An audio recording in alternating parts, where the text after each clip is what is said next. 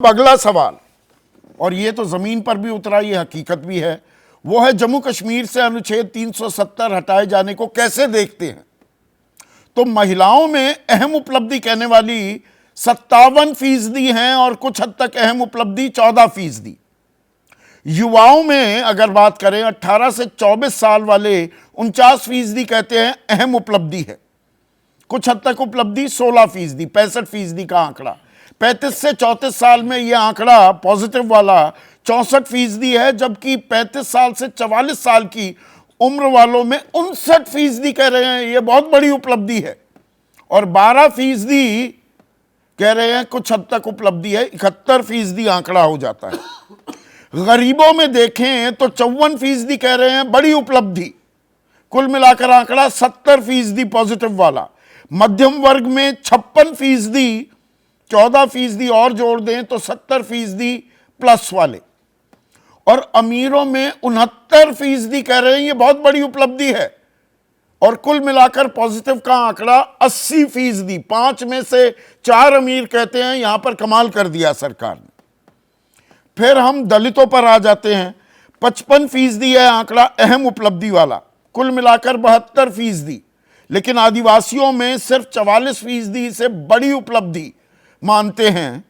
OBCs में यह आंकड़ा बढ़कर 63%, सवर्णों में 69%, कुल मिलाकर यहां पर भी यह आंकड़ा 81% से ऊपर चला जाता है।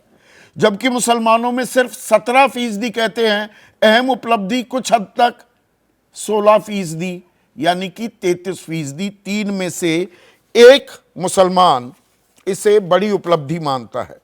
जबकि शहरी और ग्रामीण इलाकों की बात करें तो 62% शहरी इलाकों में इसे अहम उपलब्धि मानते हैं, 11% कुछ हद तक उपलब्धि, 73% हो जाता है आंकड़ा।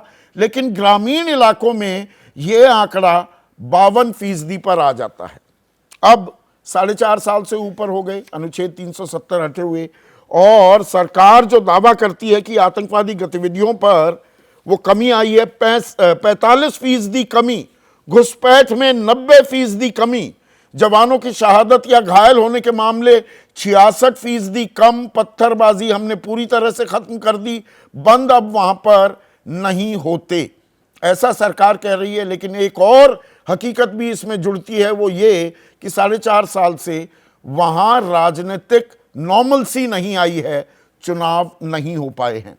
तो अभय दुबे, शहरी इलाकों में इंडिया की बात करूं, इंडिया में 370 पर बम बम, ग्रामीण भारत में वैसी ट्रैक्शन नहीं दिखती, कैसे देखते हैं आप? देखिए, चाहे कश्मीर का सवाल हो, चाहे व्यवस्था का हो, चाहे विश्व गुरु बनने का या दुनिया में नाम ऊंचा करने का सवाल हो, कोई भी प्रश्न हो, इसमें जो जो समान बात है जो मैं देख पा रहा हूँ, जो सर्वे की पद्धति की जो आलोचना हुई है उससे सहमत होने की बात संजय जी ने की है, उससे सहमत होने की बात मैं कह रहा हूँ, वो ये है कि भारतीय जनता पार्टी का जो प्रचार है, यानी जो दावेदारी है उनकी इन तमाम मुद्दों के ऊपर, उसमें एक तो हिंदुस्तान की जो ऊंची जातियां हैं वो बहुत मजबूती से उसके साथ है, हर मामले में, किसी मामले में ये बात, और ये अपवाद नहीं है। जो सवर्ण और शहरी वोटर है, अगर मैं 2 चीज जोड़ दूं, बल्कि जी जी जी, इससे जो ओबीसी समाज है, ओबीसी समाज भी बहुत मजबूती से भारतीय जनता पार्टी के साथ है।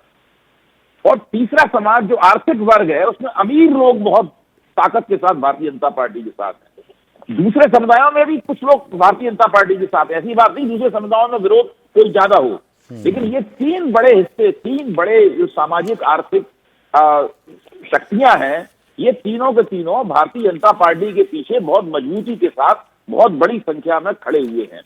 और देखिए, यही तो इनके प्रोजेक्ट की कामयाबी का सबसे बड़ा सबूत है। सर्वे की सीमाओं को ध्यान में रखने के बावजूद मैं ये कह सकता हूं कि ये इनकी कामयाबी का बहुत बड़ा सबूत है।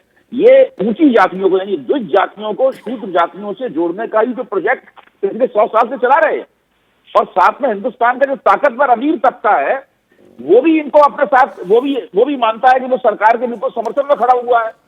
और बाकी हिंदू समाज में भी, मुसलमान समाज पूरी तरीके से खिलाफ है, वो इस सरकार को आलोचना की दृष्टि से देखता है। ये आपके सर्वे की हर कैटेगरी में साफ होकर सामने आता है। जो बाकी जैसे अनुसूचित जातियां हैं और अनुसूचित जनजातियां हैं और यहाँ तक कि महिलाओं के आंकड़े भी बहुत ज्यादा नहीं है इन मसलों के ऊपर। यानी अगर केवल स्त्री होने के नाते आप देखें तो ऐसा नहीं है कि सरकार के लिए स्त्रियां बहुत ज्यादा बल्ले बल्ले हैं। तो मेरा कहने का मतलब यह है कि हिंदू समाज का एक बहुत बड़ा हिस्सा, 50% से ज्यादा बड़ा हिस्सा इस सरकार के साथ बहुत मजबूती के साथ खड़ा हुआ है। इसमें दिलचस्प बात क्या आपको ये लगी अब है कि इनमें से ज्यादातर लोग हैं शायद कभी जिंदगी में कश्मीर गए भी नहीं या वहां की जमीनी हकीकत से वाकिफ हों, लेकिन उसकी गूंज है और जन कल्याण जिससे उनको डायरेक्ट फायदा होता है, वहां पर यह आंकड़ा कम है 370 की अहम उपलब्धि मानने के धीरे अगर तुलना की जाए तो आ रही है। वही मैं कहना, धीरे धीरे मेरी ये धारणा बनती आ रही है कि जो लाभार्थियों वाला मामला है, लाभार्थियों वाला मामला दरअसल सरकार और व्यवस्था के प्रति आम लोगों में नाराजगी को मंद करने की भूमिका निभा रहा है। ये सरकार को, सत्तारूढ़ दल को कोई बहुत ज्यादा वोटर देने का जरिया नहीं है।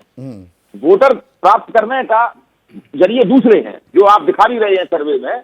ये आमतौर पर समाज में सरकार और पूरी व्यवस्था जो है, अर्थव्यवस्था, उसके प्रति नाराजगी ना हो, लोग बौखला के एकदम सड़कों पर ना निकल आए, बहुत क्रोधित ना हो जाए, झगड़े ना होने लगे, लोग अफसरों के साथ मारपीट ना करने लगे, नेताओं को गालियां न मिलने लगे।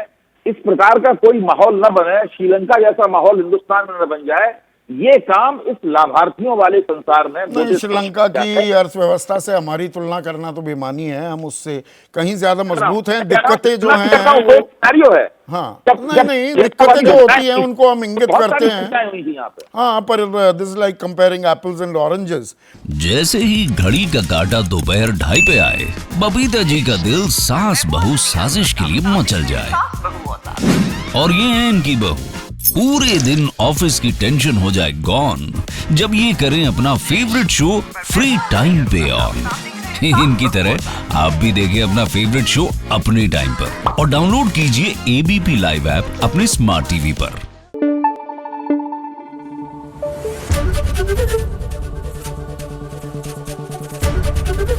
एबीपी न्यूज आपको रखे आगे।